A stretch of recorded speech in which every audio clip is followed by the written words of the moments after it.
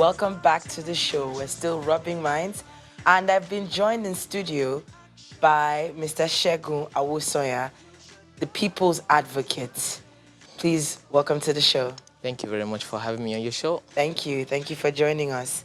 It's no news that former presidential candidate Omoyele Sowore, the convener of the Revolution Now, was arrested by the DSS a couple of weeks ago.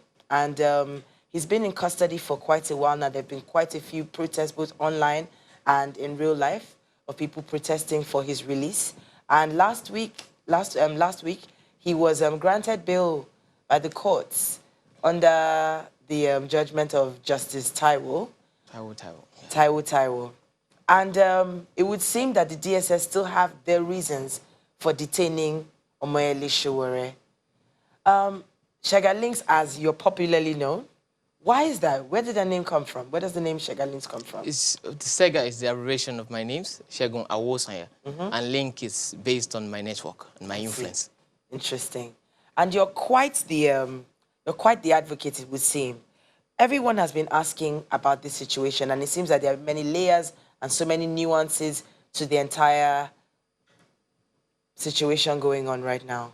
What are your thoughts on what's happening currently? Well, basically, without complicating matters with legal terminologies and the rest, it's a simple case of a government believed that a crime has been committed against the administration. They've deemed or misrepresented or misinterpreted the action of citizens to demand accountability from their government as a political or belligerent means of upturning government. That's exactly how they saw it. They went to the court with this. They demanded from the court that they wanted to keep Sowore for 45 days. The court granted this. And now they revisited the case, and the court is saying they are releasing this guy on bail. And then the same administration, the same government that ought to obey court orders are now disobeying court orders because it does not favor their interests. So the question now is, do you cherry pick the kind of law that you respect, you obey? Is the judiciary an arm of government or a ministry under this administration? So that's precisely what we're looking at. Where exactly is the rule of law here? What does the refusal of the DSS to release Mr. Sowore, how does that play out for the government?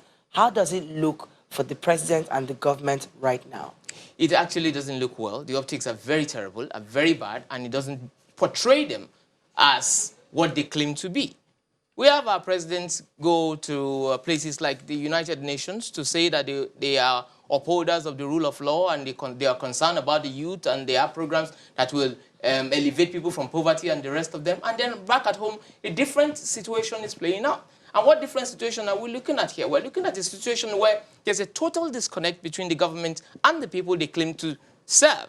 There's a total disconnect between the government and the rule of law. There's a total disconnect between the government and the things that they proclaim that they are doing and the things they ought to be doing.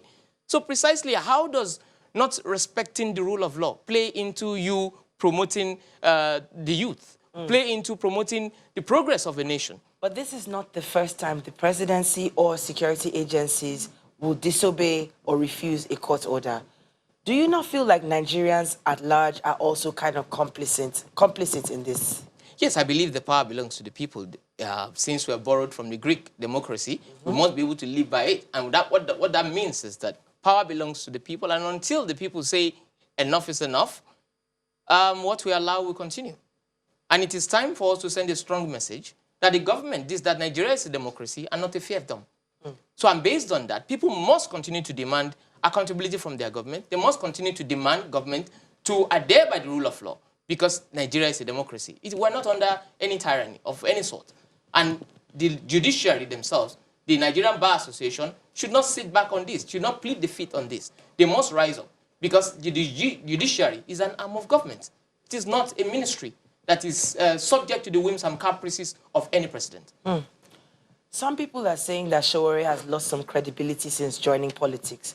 Would you agree with that school of thought? In what school, in what textbook, in what decree, in what template or rule, or political rule, or citizenship rule, would we say that once you have contested an election, it has robbed you of your citizenry? He's still a citizen of Nigeria. He's an active citizen of Nigeria. Whether he ran for election, whether he did not, it does not rob him of his citizenry and his freedom.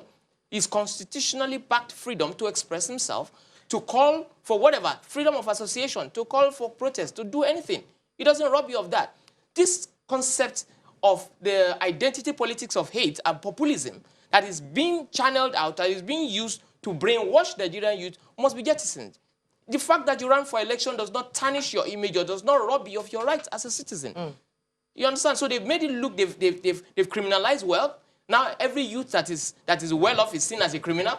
Now every youth that is into politics is seen as corrupt because they know themselves that the kind of politics that they are playing, before you can get involved, you must first be corrupt. And Sowore has not changed his persona since he has joined politics. He is not playing politics like everybody else. So why, in your opinion, do you think that the government has refused to release Sowore? All the things that they've been talking about, if they are lawful, there would not be ground to grant Sowore a bail. Because the rules are there. Our laws are clear. Whatever it is that has been spelled out, but Nigeria is not a forest. It's not a jungle. You know, it's a place where it's a republic that is ruled by law. And the laws are explicit. Law on terrorism is there. Law on crime is there. Criminal laws are there. You cannot tell me that it's the same government that rewards bandits, the same government that dialogues with terrorists that have been known globally, the same government that gives money to people that we know have killed people in our society, are now seeing freedom of speech as hate speeches. They are not seeing freedom of speech as a means to clamp down on the citizen's voice with under flimsy excuses that are not written under any law. Apart from the revolution now, hashtag revolution now, do you think that there are other things that the government may have against Sowore? Because that seems to be one of the biggest things that have been lodged against him. If the government have anything against anybody, present it before the court. Simple. You have presented the first set of things. You have 45 days to do your investigation, to present everything. You failed to do that. Now that the court has granted him bail, let him go home. You already have his passport. You have his credentials. If there's any need to call him to come and answer for anything, you have a basis to do that. You don't have to, it doesn't have to be, there is no need for belligerence. These things are not personal. But again, from the way we have looked at it, national security has taken back seat, while regime security has taken front seat, to the point where all our institutions, security institutions, have been so balkanized that they don't work for Nigerians, they don't work for Nigeria, they are not constitutionally aligned, they are only aligned to the people who appointed them into office. Thank you. And they obey only that, regardless of what happens.